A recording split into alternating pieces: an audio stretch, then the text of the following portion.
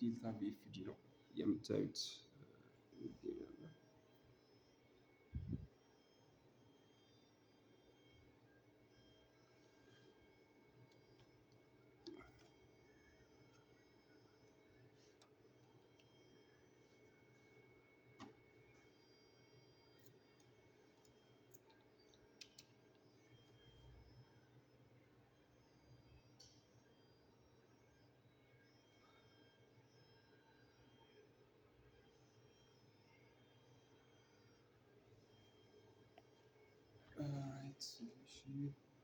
ኮንትሮል ፓነሉ ደግሞ ይመስላል።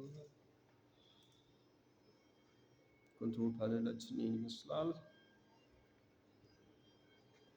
ይህ ደግሞ ዴልታ ቪኤፍዲ ነው። ይሄ እችኛውም ዴልታ ነች። ይሄ ግን ሽናይደር ቪኤፍዲ ነው። ይሄ ኤምኤስ 300 ነው። ዴልታ ኤምኤስ 300 ፎር አውቶማቲክ ኮንትሮል ነው እየሰራን ያለ ነው።